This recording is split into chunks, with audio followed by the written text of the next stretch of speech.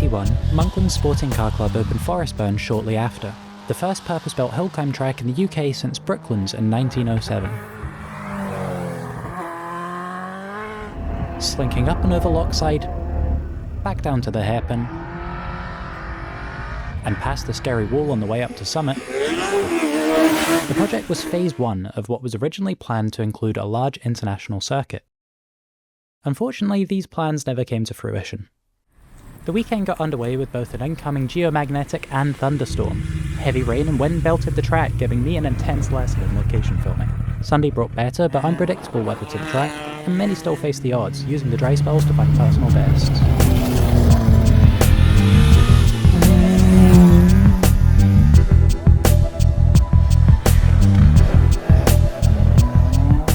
Class A1 had 6 competitors, with Gary Dixon taking the top times. After a brilliant run early on Sunday, Gary just decided it wasn't worth the risk to carry on in the rain. Enthusiastic as ever, he also gave me a new expression to use, although I'm not 100% sure I've heard it right. We've come 7 hours, you know, when that little light goes green. Yeah.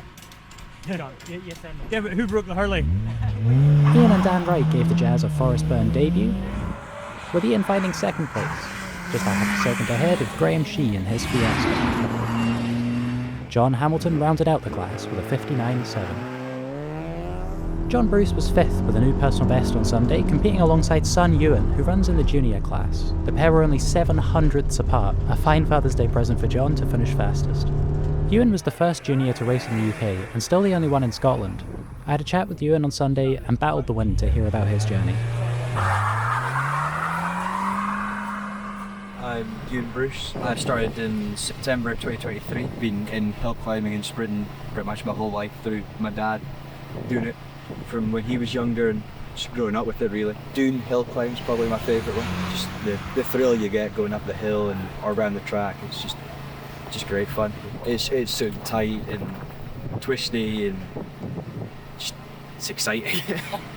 This weekend's been going good. Got a new class record yesterday and quicker again today, so going good. Much the story of Dune 2, Euan continues to find time every day he's on track. Costs aren't low, and so earlier this year, Euan went out to find some sponsors to help with the running. Entries into the junior class are limited to stock cars of no more than 110 brake horsepower to help try and bring budgets down. It's built to the junior class spec, so it's standard road car up to 110 brake horsepower. Like no modifications at all, just safety stuff to keep the cost down and keep it safe for juniors for their first car. Do you wish there was more juniors? Definitely.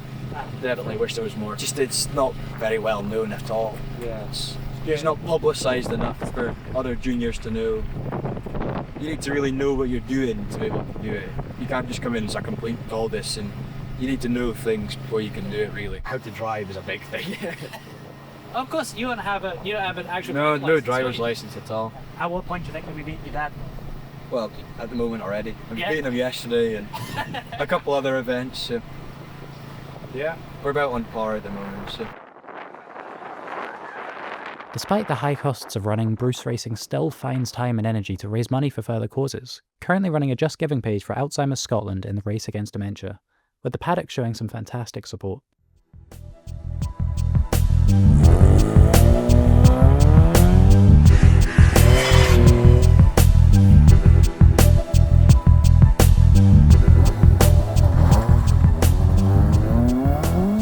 The results, Derek Rothney was fastest in A2, followed by Granger Robertson's Fiesta, and Malcolm McDonald was here in his C2 for the first time. Granger Robertson was only there Saturday, but interestingly the whole class was actually fastest on Saturday in the wake of the storm. A3 was busy with 10 entries, over half of them finding personal bests. First in both regards was Tommy Rapson in his Impreza WRX, with a blistering 49.38. David Reed was only a 10th behind in the second Impreza, and he was also only 2/10 off his own personal best. Next up was Neil Girdwood. It was great to see Neil after a hefty crash at the last event I visited in Doon. Since Neil set a personal best at Fintry and followed up with another in Forrestburn, showing absolutely no fear following the bash. And passing Tommy Rapson's TTRS in the paddock, its usual thunderous crackles seemed to have summoned an almost supernatural response. A single crack of lightning was swiftly followed by the longest thunder I have ever heard at 26 seconds long.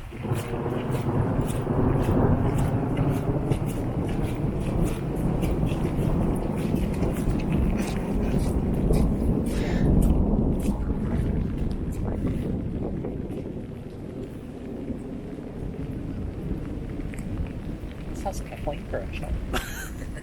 Tommy did a 51.13, curiously faster on Saturday.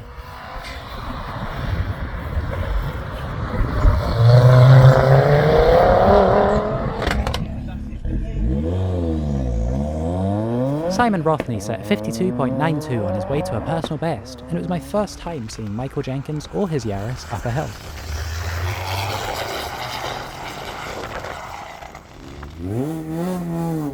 Brian Hunter and Robert Cochran set PBs for 7th and 8th, whilst Jim Howard followed them home in 9th as the third R53 in the class. Another couple of new faces, Alex Dunnett and his M3 CSL rounded out A3 for the weekend.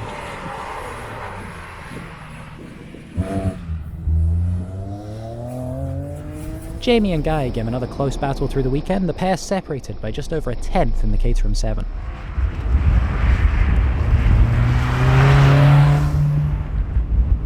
A6 was a similarly small class with two very different cars. It was nice to see John Welsh's XDR2 running after issues at Doon, setting a 53.2 on Sunday.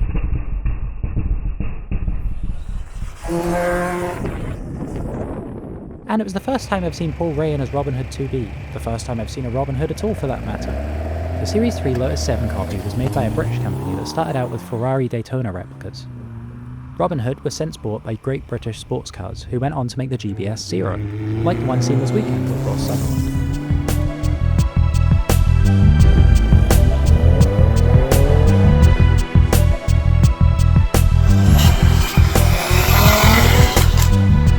Like the Marque Sports class, PDK gearbox snatching gears beautifully as Neil managed a personal best 53.32. Ronnie McGregor was just 3/10 behind in his yellow S2000, looking amazingly similar to the one I drove for hours in Need for Speed Underground, including the dents.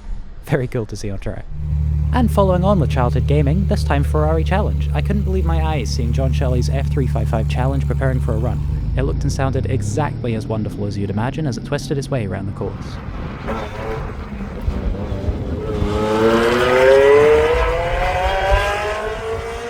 Next up came the MX-5s, a large turnout with 12 cars classified.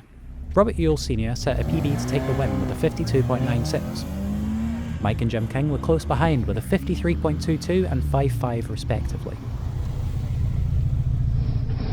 Ross Glenn, Alan Cuthbert, Kevin Hamilton and Andrew Moyer all set personal bests. And Fiona enjoyed her weekend, even if she was a little disappointed with her pace.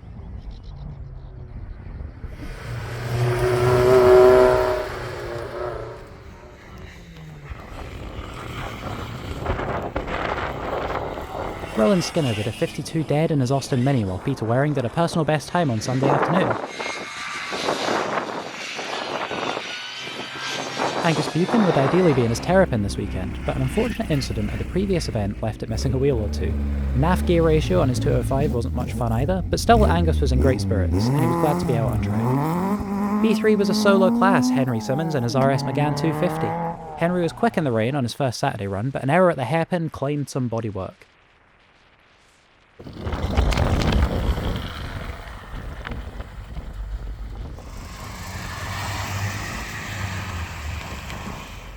Before long, another solo class, B4, befell misfortune. Andrew Grover's Silver Riot was having issues breathing immediately on Saturday. Hopeful a quick fix would work, Andrew tried again, but it was unfortunately game over for the weekend. P6 was built up of Ross Sutherland alone in his GBS Zero. Ross wasn't too happy with his pace this weekend, but he was also unlucky with the weather. It was okay, the weather was alright. It could have been worse. It could have been. How did you feel you were time-wise? About 2 seconds off my PB, which wasn't great, but it was okay. Yeah, I mean, it's that. It's not. Yeah, exactly.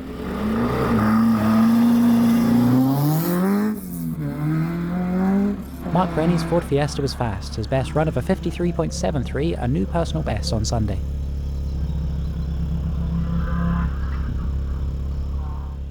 C1 was another solo affair, the first time I've seen Stuart Green and his Austin Cooper Sprint.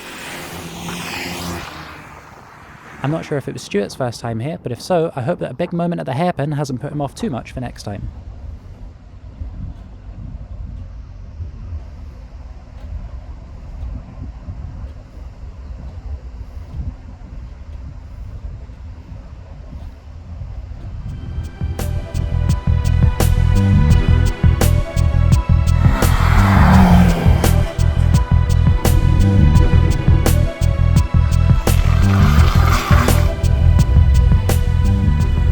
4 saw more familiar faces, with Gary Warren fastest, not too daunted by his spin on Sunday morning.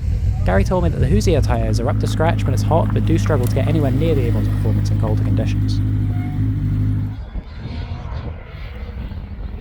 Andrew Patterson was on trend with a spin on Saturday, but was fast all weekend on his way to a 55.64. Scott Sheridan slid his way into third, and Paul Rhodes' Forstier took him to a 47.72 and 4. Just a tenth behind came Leslie Sheridan with a personal best around Forrestburn.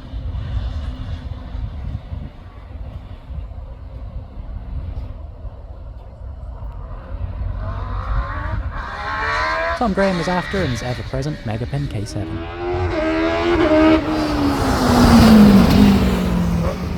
C5 had David Robertson in his Formula Ford on Saturday. After hours of seeing these in iRacing, it was actually pretty cool to get up close to one and comprehend just how dinky they actually are.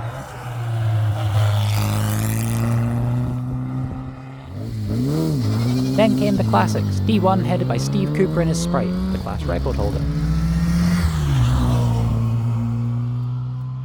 It went well earlier on and then went badly after. Gary Maxwell's Escort RS was second. And less than 2/10 split third, fourth, and fifth. All 3 drivers setting personal bests. Colin McClatchy's Goulburn was in 6th. John Moore in his Fiesta set a PB on Saturday, curiously labelled as an Anglia on the entry list. And Jim Brown perhaps had as much fun admiring the competition as he did driving. This is good, it's good crack, it really is. The people are lovely. The old cars are the best ones, I always think, as well. They've got character. Alex beat Jenny by a tenth before the rain fell once again on Sunday, both setting new personal bests in their chase. We do Doon in here, and we live in Hampshire. Right down Away then? Yeah. Except the Isle of Wight. You travel then. Love Scotland. And the story was much the same for Tony Clark and his MG with a 64.69. Leslie Ann Sculler taking the class to a close.